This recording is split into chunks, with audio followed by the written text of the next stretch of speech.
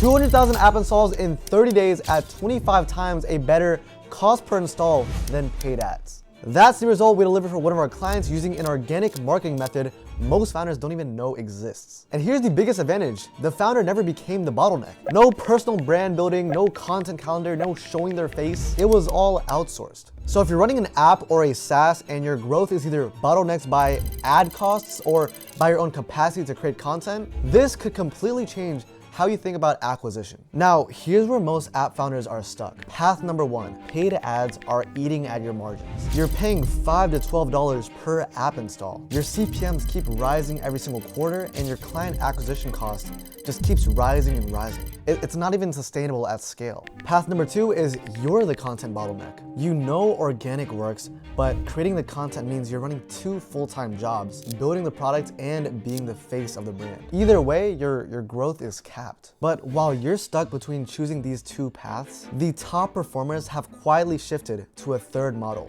user-generated content, otherwise known as UGC. Now, I want to explain to you exactly how this works. Instead of the founder creating the content or buying ads, they're hiring networks of trained creators that are producing over 300 pieces of organic content per month while the founder just stays behind the scenes, just fully laid back watching their business just skyrocket. And by the way, these creators aren't trained influencers. These are normal people who don't even have a following. They just know how to talk to a camera. They can make an organic piece of content and they're trained to be the face of your brand and go viral. So what does this change from a unit economics perspective? Your current client acquisition cost structure has a hard floor. Facebook won't let you pay less than X per 1,000 impressions, and conversion rates have a ceiling. With creator networks, your cost per piece of content is fixed, either $20 to $50 per video, but your distribution ceiling is uncapped. So if the algorithm picks up the content, one video could generate millions of views. That's why apps are seeing a sub $2 cost per install with this model, while paid ads stay locked at $5 to $12.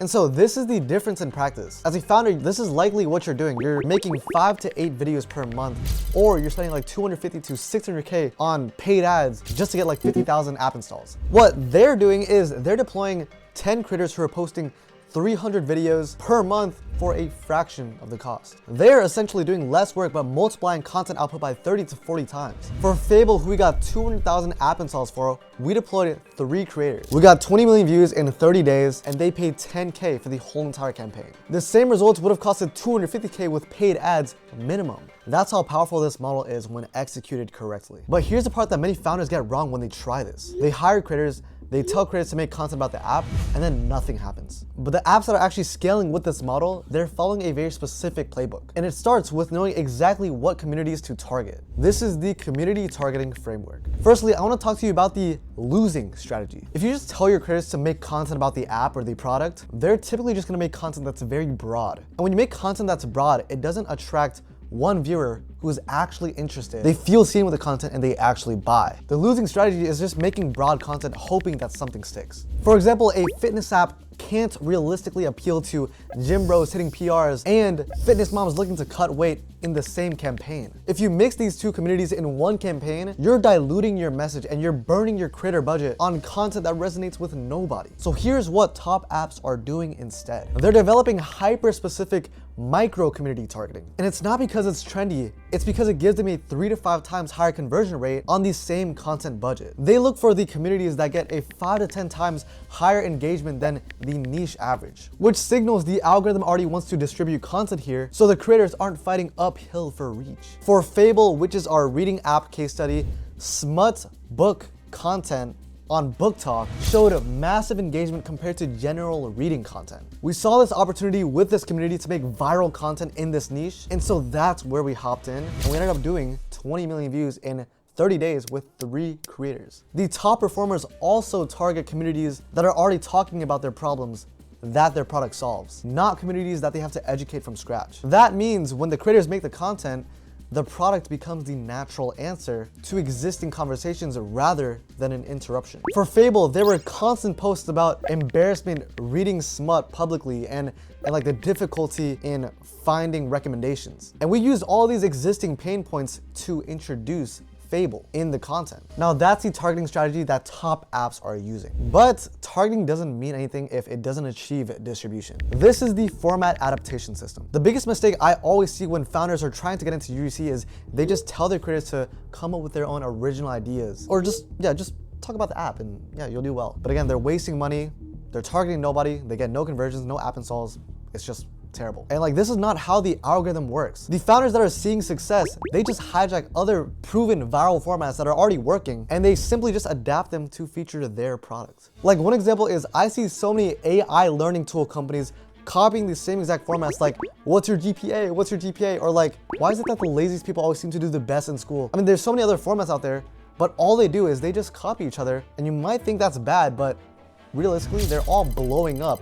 They're all making tons of money because of it. And by the way, I know those formats because I used to do those back then when I worked for StudyFetch, because I used to be a UGC creator, but anyways, different topic. This is exactly how it should go. Their creators spend 30 to 60 minutes analyzing the target community to identify which formats are already going viral. Then they validate it by looking at which formats get the highest shares and saves, because shares and saves signal algorithmic priority. And then they plug the products into that exact format without modifying it. For Fable, what we did was we leveraged their Fable Wrapped feature, which is basically like a Spotify Wrapped but for books. And we did this because this trend was going viral across all social media. It was a viral proven format.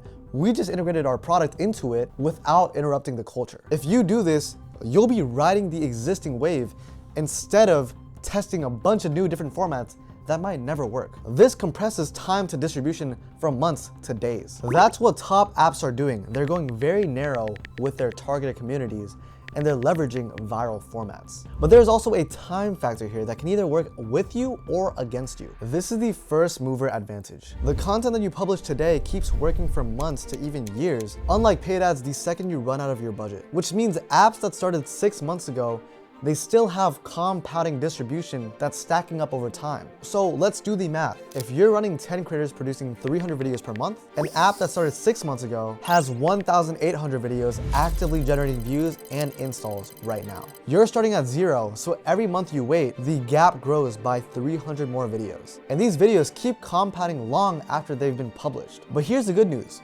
Most apps in your space aren't doing this right now. This means low competition for attention in the micro communities that you're targeting. But once your competitors figure this out, those same creators and communities get saturated. For Fable, we were the first in the smut reading community on Book Talk, and the results speak for themselves. As an early mover, you will own the community relationships before everyone else floods in. By now, you should understand the opportunity. You've seen the numbers, you know the strategy, but you're still wondering how to get creators in the first place. And that is why we built Vogue Creations. We handle the entire system end to end. Community identification, creator sourcing and training, format adaptation, over 300 videos a month across many platforms, performance training, and weekly optimization. You get the first mover advantage and the acquisition efficiency without becoming the operational bottleneck. If that's something your business needs right now, check the first link in the description. With that being said, thanks for watching.